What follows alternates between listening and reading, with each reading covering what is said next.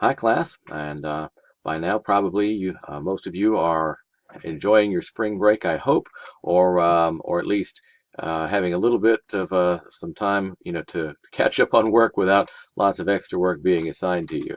So maybe some of you are watching this video during spring break. Maybe some of you are watching it closer to the beginning of week 10, starting March, I think, 18th. But whatever the situation is, let's see what we have going on in week 10. So first I need to get this shot down to the corner. All right, there we go.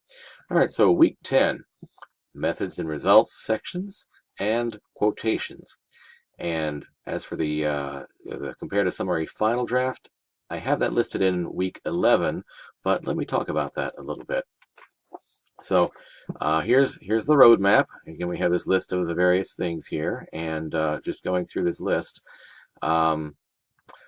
Well, so the first thing is, okay, so the module. So here's the week 10 module, and you'll notice down here at the bottom, it says comparative summary final draft. If you look at week 11, you'll see that it also appears there. And furthermore, here, although it says due date March 29th in week 11, you're not actually required to submit it in the week 10 module in order to move on to week 11. However, in the week 11 module, you do need to have submitted it. Okay? So this is to allow you to turn in your final draft either week 10 or week 11. It depends on when you have scheduled your consultation time. And by the way, consultation time, as I record this, it looks like, as you can see, there's 1, 2, 3, 4, 5, 6 consultation times have been chosen for week 10.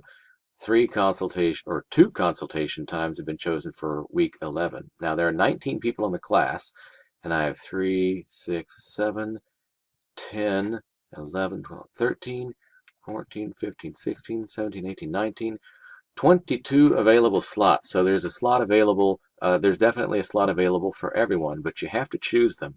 So if, for example, you wait until Friday, the 22nd, to choose the consultation slot, which actually was the assignment for a couple weeks ago, well, then you can't have any of these slots. And then, as you can see, there are fewer slots available the following week. And if those are all chosen, then you're not going to have a chance to meet with me.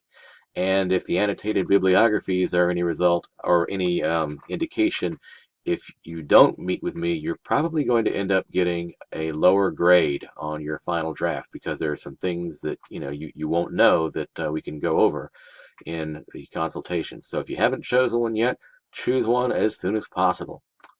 Okay, so so there's the modules. All right, so the first so the first thing here is watching some videos. So these are some more of these Steve Kirk videos. 2 videos on writing the method section. As usual, he begins with the organization of it, and then has another video about the grammar and usage. And these are very useful videos. However, if you're writing in a field of study that does not typically use this organization of articles, well, then maybe this isn't so much of use to you. But so just feel free to watch as much as you find useful, and then ignore the rest. But I think it'll be pretty useful to you. In addition to that, here's the Manchester Academic Phrase Bank. Now it's their section on describing methods. So these are various phrases that you can use in order to do some of these jobs here. Do you need to explain why you did not choose a particular method? Well, here's some language that'll help you do that, for example. Right? And then another similar set of items, a video on writing the results section. Part 1, purpose and organization. Oh wait, he's playing the video. Right. Part 2, the grammar, the language. Right? And then to go with it, the Manchester Academic Phrase Bank on reporting results. So I hope that you'll look at these sections here, and that will allow you to make an intelligent discussion in your style guide groups about analyzing the middle part. So having watched the videos and looked at the academic phrase bank, you might be able to say, "Oh yes, we definitely do this in papers in my field of study." Or conversely, you might say, "Oh, yeah, this is really different. We don't do anything like that." So either way, you can tell us what happens. And then at the end of the week, as usual, it'll be time for your group to create their, just sort of summarize their discussion into one, a one or maybe 2-page document explaining some of the interesting things about what happens in the body of papers in your field of study. One thing, for example, is the methods section. I know that in some fields, the methods section does not go in the middle. They put it at the end. So if that's something that goes on in your field of study, that's worth noticing. Okay, and then moving on to quotations. So this is a short video on in-text citations and direct quotations. And then here are some examples of direct quotations. When and how should they be used? This is a pretty good reading. And a similar one from the same outfit on block quotations. Now, if you're thinking, well, my field of study just doesn't use quotations, I don't care. I want you to read this, okay? Even because one way or another, you need to know how to use quotations. Even if you're just writing something that's not academic at all, maybe just a letter to the editor or something, you need to know the conventions for using quotations, even if you do not need to use them in your own papers.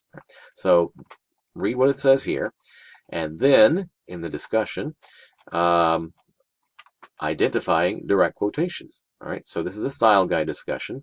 So I want you to comment on the kind of direct quotations that you find in your style guide corpus. Now, if you're saying, but wait a minute, we don't use direct quotations in my field of study. Well, that's fine. If you can't find any direct quotations in any of your papers, that's worth mentioning in the discussion too. Right? So you can say, hey, I searched all 3 of the papers I contributed, and there's no direct quotations in any of them.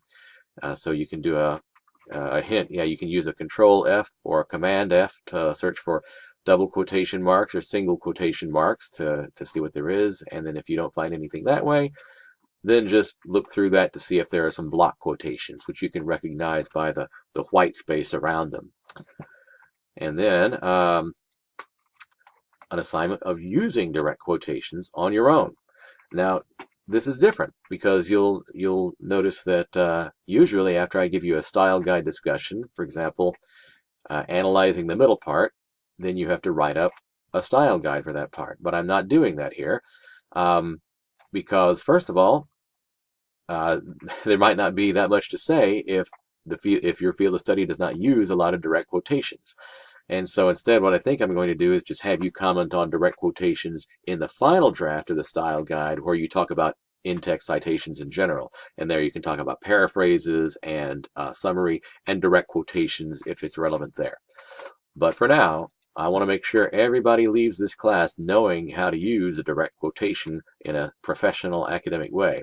So that's what I want you to do in this assignment. You'll need to follow the directions. I want you to first copy and paste a passage from one of your annotated bibliography or comparative summary articles. And then I want you to write a short passage incorporating the quotation. So this quotation has to be buried inside a larger paragraph. Not a big one, just a couple of sentences just to get me smoothly into the quotation and hopefully out of it.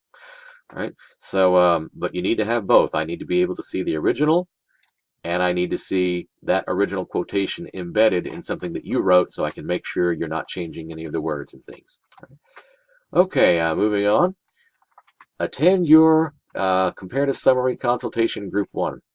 So as I was noting earlier, if you don't attend your consultation, if you don't make an appointment and don't attend it, you're probably going to get a lower grade on your comparative summary. This happened with the annotated bibliography, but I didn't have an actual assignment for it last time. So this time it's an actual assignment. You cannot exit Module 10, Week 10 module until you have a grade for this assignment.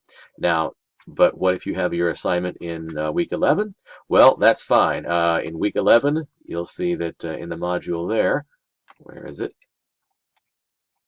In week 11, here is, oh, where is it? I need to clean this up a little bit, but attend your consultation for group 2. So as you make your appointments, I have been assigning this attend your consultation assignment to you. So if you've signed up for a consultation in this week, then this assignment should appear in your to-do list.